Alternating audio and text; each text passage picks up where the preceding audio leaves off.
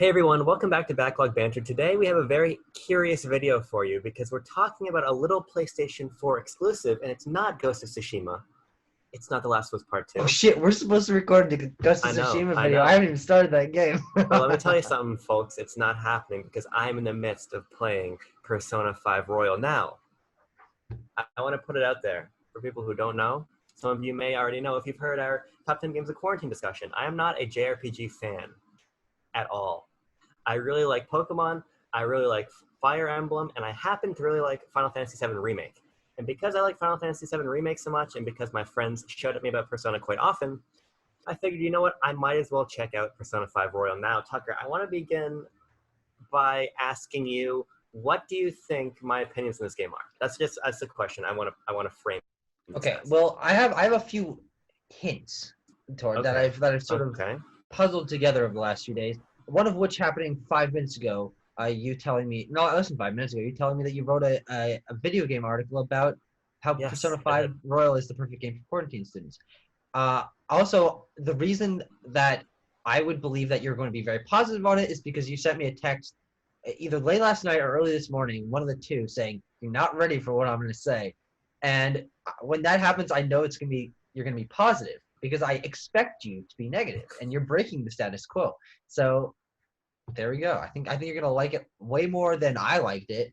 But I'm interested to hear your thoughts because I played the base Persona 5 over last summer and then into first semester of my freshman year. It was essentially the game I started off college with.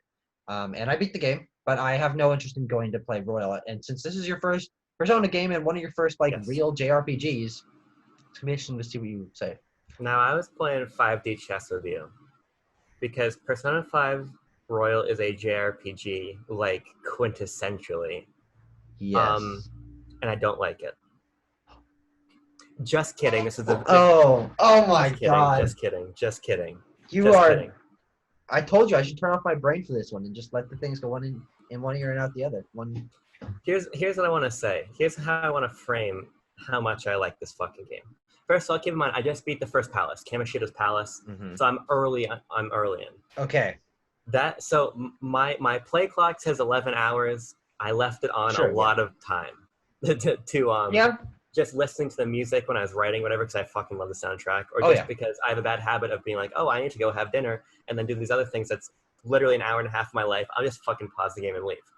I Mhm. would say in real time, me actually playing the game, I'm probably 8 hours in. Yeah, Somewhere that around. sounds about right. Yeah. The Last of Us Part 2 is my favorite game of all time. So bear with me for a second. My favorite game of all time. There's a feeling you get once you play an amazing game and you're done with it and you have to find something new, like nothing really clicks, you know? Mm-hmm. And I've tried a lot of great games since then, you know? Even games I really enjoyed, something like Halo Combat Evolved or Ghost of Tsushima, which are both very good games. And games I actually really, really enjoy.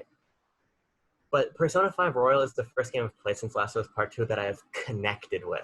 Mm-hmm. Like, connected with, you know? It's good to see you smile for once. I can't get enough of this fucking game. And I'm telling you right now, I'm decreeing on video, I will finish it. I'm good. I sure as hell hope you do because I can't wait. I will. We'll do another discussion once you beat the Yeah, game. absolutely. Absolutely. Um, this game is incredible.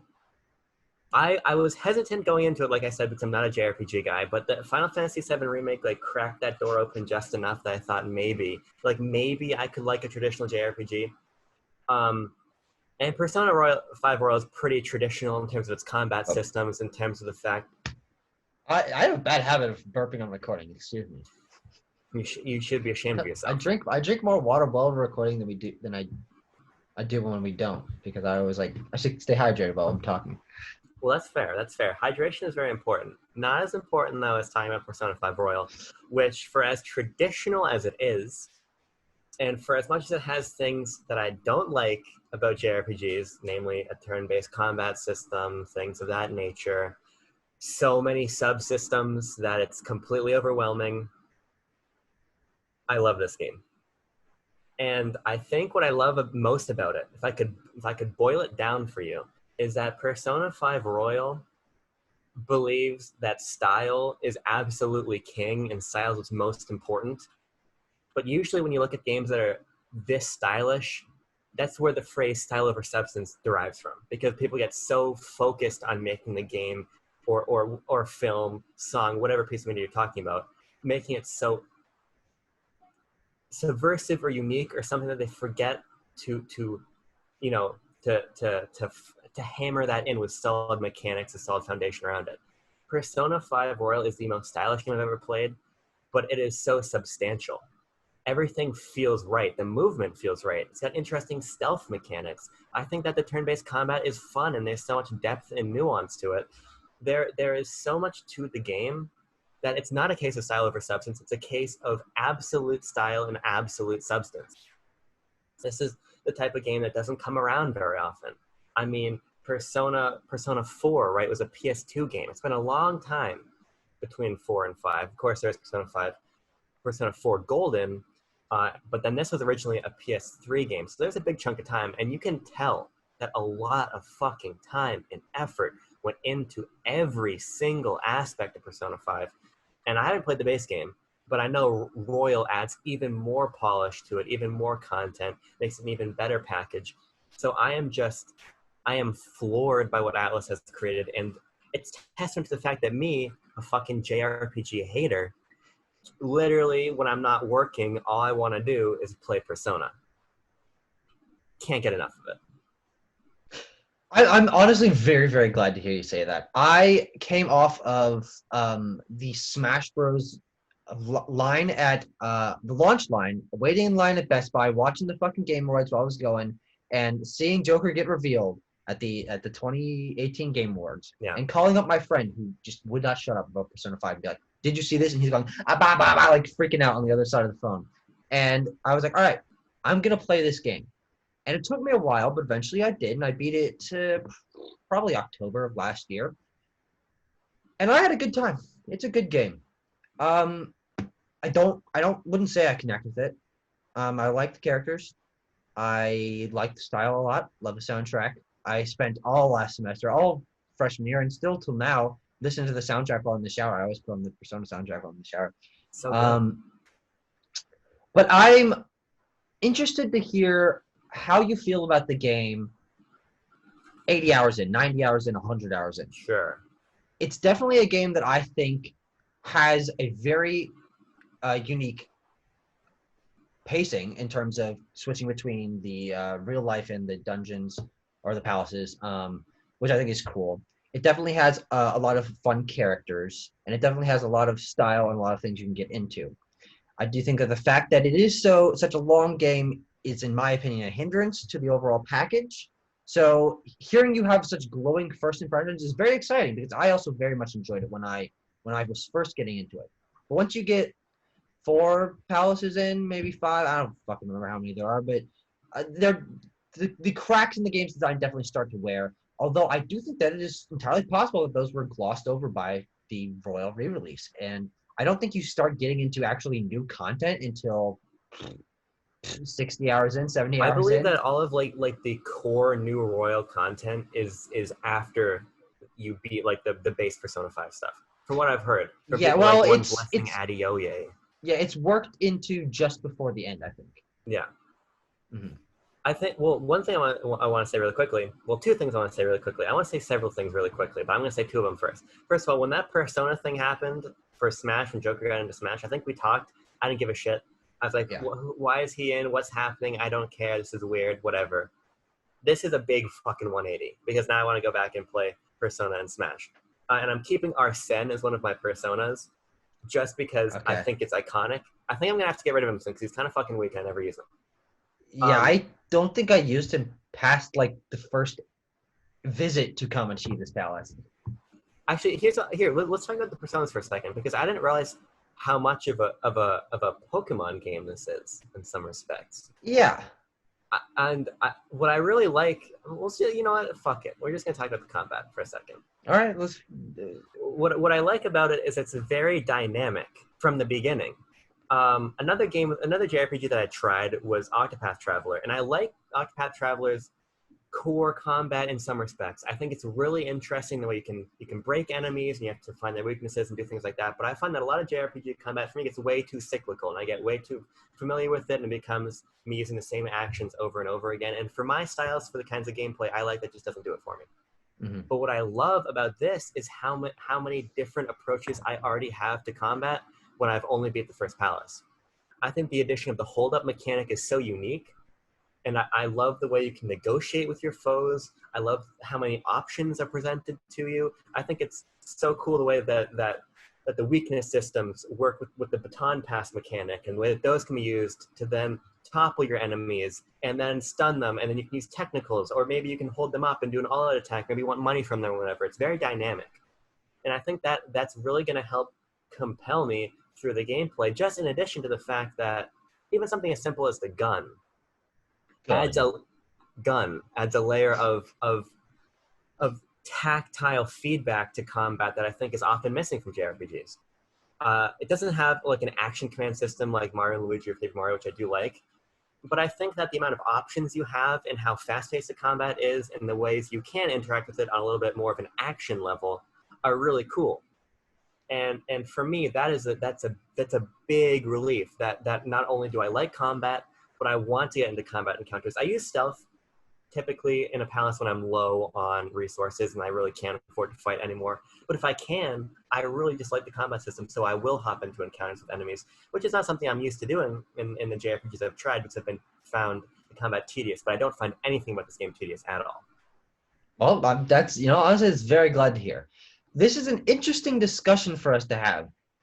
You being the person playing Royal right now, yes. Being the person who played the base game a year ago, you being high on it, me being middling on it. I don't know how much I want to say, because I don't want to take away from your enjoyment at all. I don't want to set your expectations. I don't want to hinder anything. I want you to have your own experience going through the entire game. So maybe I should just keep my mouth shut. What's weird you say that? There's definitely things I could say. Yeah. From my experience of playing almost 90 hours of this game, that I could sort of crack down your hype, but I don't want to. And it honestly could just be me, because there's plenty of people who play that game for 150 hours and it never loses the charm. And I really hope that happens to you. Well, that's what I want to say, because Persona is a series that, like we said earlier, this is my first Persona game. It's a series I've heard so much about.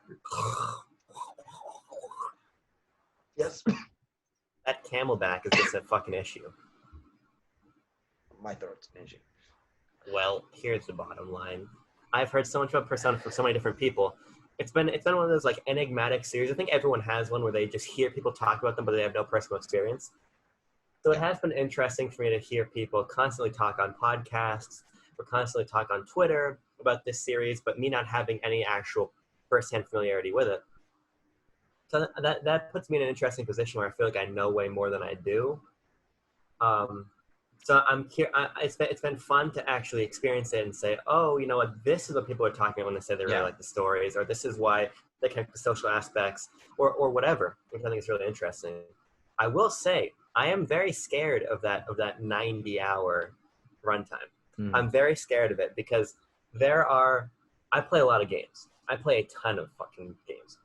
But I tend to not dump that much time, that upper almost 100 plus hours, that kind of playtime. I don't usually dump that into a title unless I'm really, really vibing with it. Yeah. So it'll be interesting for me to see if I carry all the way through with it. And I think what would be possible, what I don't anticipate, is me getting 20 hours in and saying, man, I don't like this anymore, I'm going to stop. Yeah. What I think is more likely is I get 40 hours in and say, you know what, I really am enjoying this still, but now it's just feeling too long and I feel like I need to step away. So it's going to be interesting to see as I clock in another 10 hours, how I'm feeling, another 10 hours, another 10 hours, another 10 hours. Maybe we'll turn this into a 9-part, 10-hour check-in series. Hey, I'm honestly down. I would love to hear your opinions as you go through, because that's one of the main things about this game is how different I felt on it as between chapter to chapter, or like, palace to palace, whatever. There's sections in the game, or semesters. That's actually the best way to really think about it. It really was a freaking roller coaster ride for me, and not just because as you play more, you start noticing more mechanics, you start noticing how the pacing changes, you start learning more about the characters or less about certain characters, and it definitely is a game that has its highs and lows. And if you want to do a weekly check-in, see how you're doing, see how you're feeling on it, and if it ends up being like I'm not having a good time, or like you're having a good time with it, you want to step away, you can end the series and bring it back when you come back. But I'm honestly very down for that because that's something that I was thinking about as I was playing the game. I wanted to sort of keep track of how I was feeling throughout, and to be able to hear it from someone else is actually going to be pretty cool because I didn't play that game alongside it. I would send text to my friend who was a Persona 5 fanatic whenever I got to a certain point or when I unlocked something or whatever. I'd be like, oh, hey, this is cool, or oh, hey, I didn't like this. But being able to hear it live, basically, as it happens for me, that's going to be pretty fun for me. Yeah, and so it's funny because usually here's what usually happens when I'm playing through a game, right? Even games that I love when I'm playing through and I get first impressions, I start to notice things and I usually walk away with, okay, here are my pros and here's my cons. I got a good list of both. Even the games I absolutely love, right? And the other thing that usually happens is I sit down to play for a while, play for a couple hours, maybe if I've got an evening free, and I'll start to check my phone here and there or whatever, right? But this game, like a few other games, like The Last of Us Part 2 recently, I find myself not checking my phone, not being distracted, just loving being in this world and walking away, really having to think hard about the negatives I have and think about where it's faltering for me. And as of right now, it's not because every aspect I think is compelling in a way I didn't expect it to be. The Mm-hmm. story in particular, I think is fascinating because for a number of reasons. One, I it's a personal goal and dream of mine to visit Japan. Whether that's just for a vacation, whether that's for some kind of extended stay, maybe a semester abroad or whatever. I mean, God fucking forbid, I was allowed to travel 15 feet these Mm-hmm. days, but Mm-hmm. like that. So I've connected with the game on that level, and it's actually been fun for me to just walk around a place like Shibuya or walk around the train station and just see like, oh, of course this is a fictionalized version of it, but it's kind of cool being this Japanese, in this Japanese location. So I've connected with it on that level, but at the same time, the actual story is way more fucked up than I thought it was going to be. And it's Yeah, it's way pretty more. dark.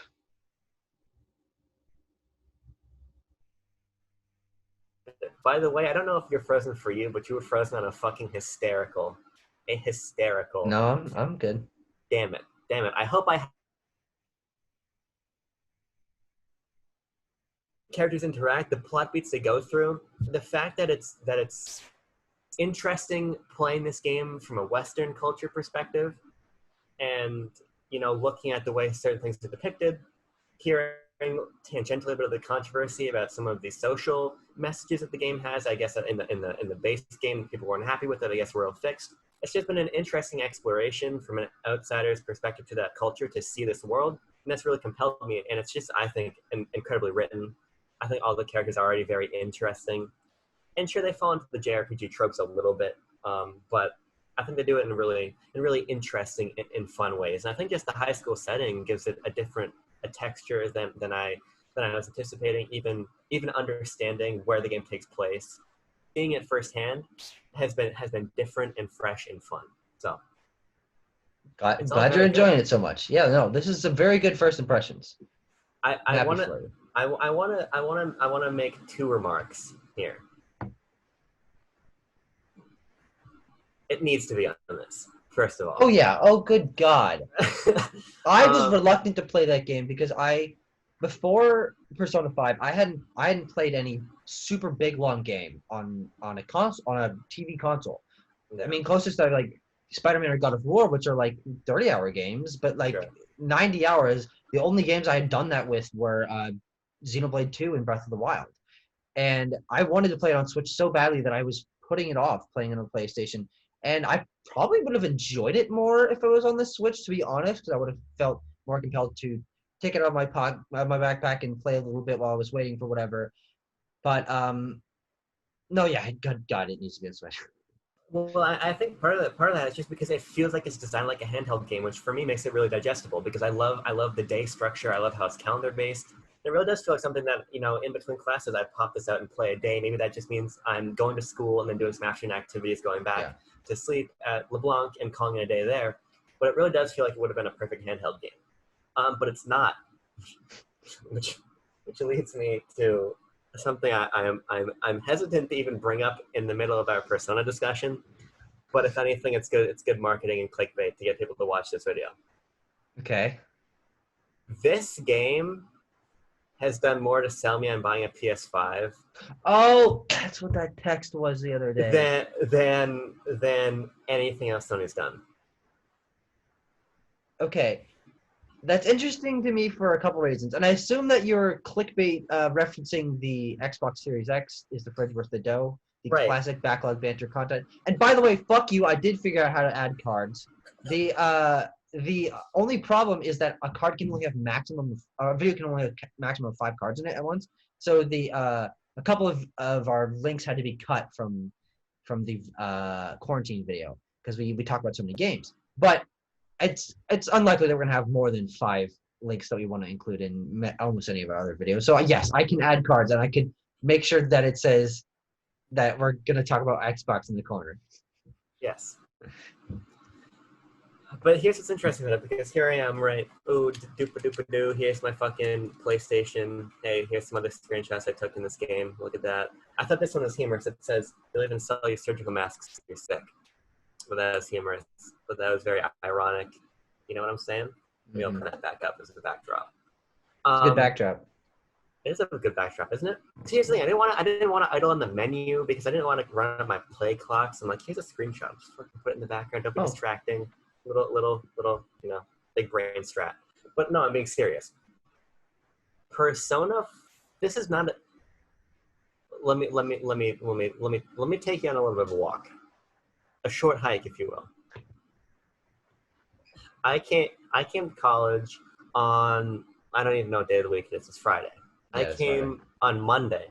I've had this week off, right? So I've had a lot of time to play Persona. My classes start on Monday. When school starts, I'm gonna have way less time to fucking sit down and play Persona. So this is a game. This is a long haul game for me. You know what I'm saying? You mean it's gonna take you a long time to beat? Yes. Okay. Yeah, believe it or not, it's gonna take a while to beat Persona 5 Royal. But playing this reminds me how much I love the Sony ecosystem and how much I love Japanese game development and how much I love this scene and how much Sony is ingrained with this, you know? As much as Microsoft wants to try and get like Phantasy Star Online 2 on Series X or whatever and make some kind of deals, this is the machine, this is the fucking brand I need to stay with for more games like Persona 5 Royal. Not to mention, just to finish Persona 5 Royal through back compat. You know what I'm saying? Persona 5 Royal, here's what I hear. This is why I'm taking a walk. It's a walk, you gotta hold my hand, you gotta let nature hit you as it does. Persona 5 Royal, amongst games like Final Fantasy VII Remake, amongst games like Devil May Cry 5, just some of my favorite games I've played this year. I know fucking DMC 5 came out last year, I played it this January. They remind me how elegant the Japanese game design scene is, and the way that the Japanese game design scene provides me with experiences that Western AAA game development doesn't, and experiences that connect with me more, and make me connect with them on a deeper level. Mm-hmm. So when I see things like Sony making moves to get exclusive dealings, to some extent, to some of the Persona titles, to some of Atlas's work, you know, getting in there on Nocturne HD with Nintendo, but not Microsoft, things like that, it compels me to stay in the ecosystem. And I think it's a testament to the power of exclusives, and a testament to the fact that I don't think this game is going to leave PlayStation. Because for a while, I was like, yeah, you know, what, Sega is going to want to get this game, Sega and Atlas are going to want to get this game on Switch and wherever, right? But playing it, I think that Sony wants to try to lock this shit down. And I do think we could get 4 Golden on Switch. I think something like that could happen. We could even get that on Xbox, maybe. Yeah. But I think this is the ecosystem I need to be in for more exclusives like this, for more stuff like this, for when I inevitably don't finish this game before next gen comes out, but I want to keep playing it, you know? This is the fucking trellis. This is the cucumber trellis I need to grow my legumes in. Mm-hmm. I've got a lot of thoughts and a lot of questions about what you just said. You might have seen me pontificating and pondering I in heard many other similar terms. I felt that. I felt that. Yes, I did. I'm glad you're enjoying it. I think that there's a possibility that you are reading into your hype a little bit too much.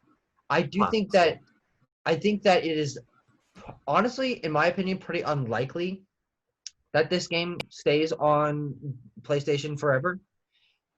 Um, Only because of Persona 4 Golden's release on Steam, what, like 2 months ago, is I think one of the best selling things that Atlas has ever done. And Atlas has They been on record saying that they're going to try to get their games out to more people. And yeah. even if this one game is locked as a Sony exclusive, their future games will not. I don't think there's almost any way that that's going to happen. I'm sure that Sure. Microsoft will notice this. I'm sure that Valve or whatever will notice this, and they will want those games to be on their platforms. And I don't think Sony has the power necessarily to completely lock out Atlas, like they did here, to just the PlayStation. I also do think that I mean it's gonna be interesting to see where you fall when it comes to next gen. The idea of you being so into this game right now that you are willing to change consoles and in order to play this for backwards compatibility, which you are presumably still gonna have your PlayStation 4. Fuck you, put that down. All right, I'm trying to talk. No, no, I'm holding it up as prop comedy for a next point, but you keep talking. Okay, well, I don't know. I made my point. It's just I'm gonna be interested to see where you fall on this because you were very excited about the Xbox. I think we both have. There's a lot of compelling points for that. I was very excited to be trying something new. And if we ended up on opposite sides of the coin, that'll be content. If we end up on the same side of the coin, it'll be more different kind of content. But we'll just see what the future holds. All right, prop comedy. I have a PlayStation shirt. I don't have an Xbox shirt. So right there, that's a hurdle. No, it's not. But it has arm printing on both arms. Uh-huh. My girlfriend gave this to me. It's very cool. It's a cool Are shirt. my armpits sweating? I guess a little bit. Yeah, a little bit.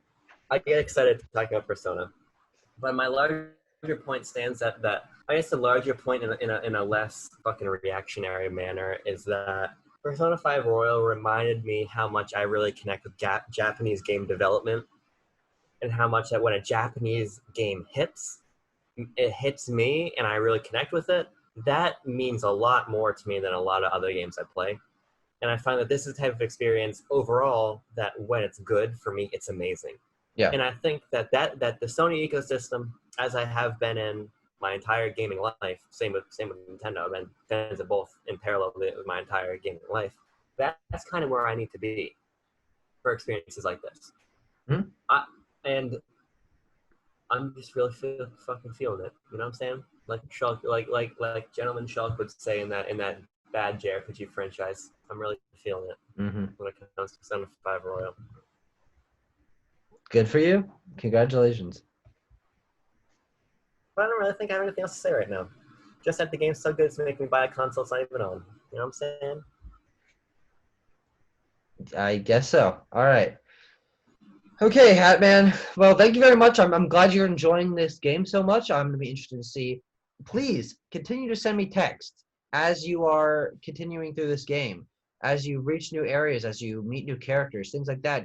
Let me know what you're thinking. Unless you don't and want to save it for videos. If you have got some content ideas of what you could talk about in other impressions, write that down or keep it in the back of your mind and let me know when we need to record because we pulled this one together in just a couple hours and I'm gonna do the wrap up here as someone else in this call is busy with something else. But thank you very much for watching, guys. If you're a Persona 5 fan, let us know what you think about the game. If you're a Persona 5 hater, let us know what you think. And follow us in the description. There are the Twitters are linked. He's got his Twitter, my Twitter, our Twitter, and we'll see you guys in another video. Etasaurus Rex. All right, bye. Hold on, I want to put an Easter egg in the background. Persona. Oh, can you hear the ambulance? Wow. I can hear the fucking DEA coming to get you out of your crackdown right now. Yes.